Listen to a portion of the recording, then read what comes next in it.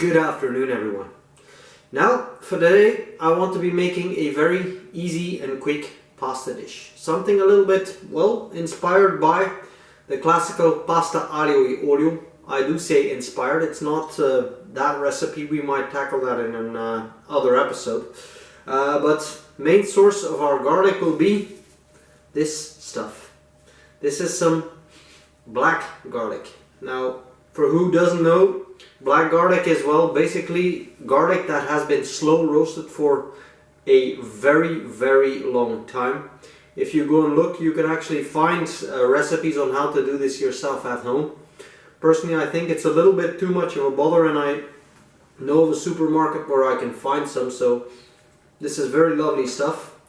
Doesn't come cheap, but very full of flavors. Furthermore, what we will be using, again, garlic and, as the name says, oil. So, good bit of olive oil. And again, to keep things a little bit in the original spirit, we'll be using some parsley. Now, and I hear some Italian nonnas going all crazy, but again, inspired, guys. We're going to use some cheese in there. A bit, not too much, but of pecorino. This is going to give a lovely that lovely funky sheep flavor. But, well, enough said. Let's get cooking, guys.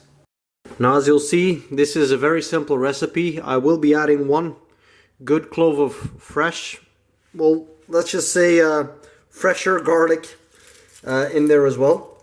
Now, as you can see, this is basically how your black garlic comes out. Now, there's not a lot you can do. This has become it's cooked down till it's very mushy. So we will just peel our cloves, and as you'll see, they just come or pop right out of the skin, just like that. These we will smash up. Our fresh clove of garlic we peeled, and we're gonna cut this. We don't want to smash it, because smashing actually releases the famed bitter compounds in there. Now, of course, as of the laws of Hollywood, I am contractually obligated to use one of these, just to cut it, well, paper thin.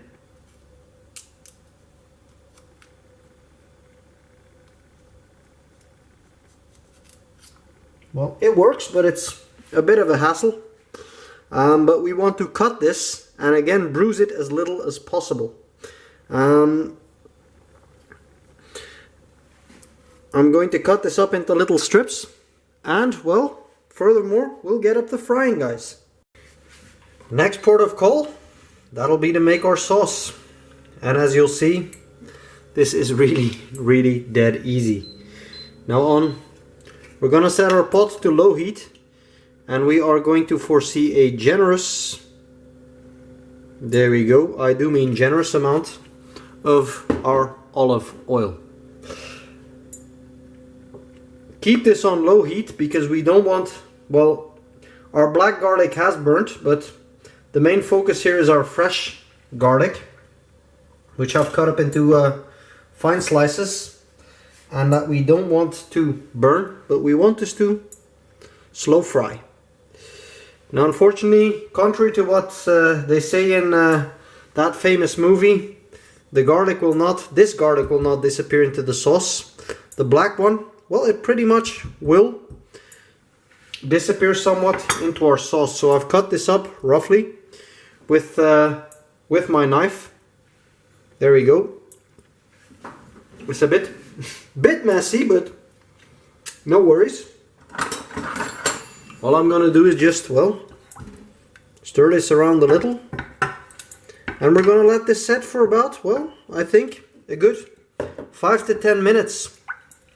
So again, keep this on not too high a heat. We want this garlic to fry up, not burn.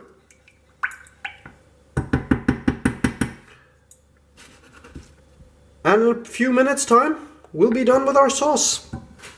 It's about time to prepare or to finalize our pasta. This is one of those pastas that does indeed get tossed into the pot. First ingredient I will add, that will be a good splash of my pasta water. Important, as the starches will help to pretty much bind our sauce. Next ingredient, that is of course, well, our garlic.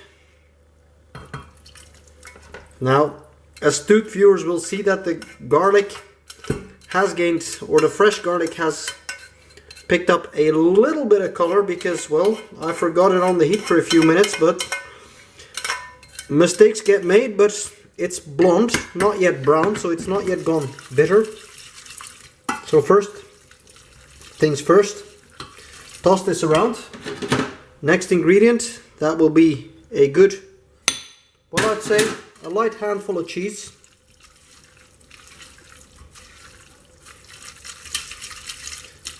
And last ingredient, that'll be our fresh herbs.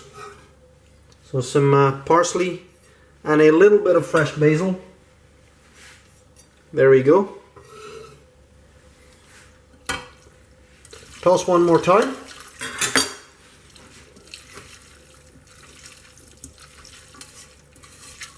And, well, we're done.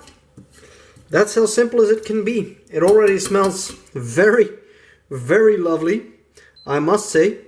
In all honesty, I've made this recipe a few times before. I do love the effect of the garlic. It brings a little bit of a mushroom, very strong stock flavor, if I have to call it like that.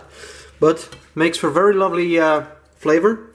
Just plate up well and enjoy, guys.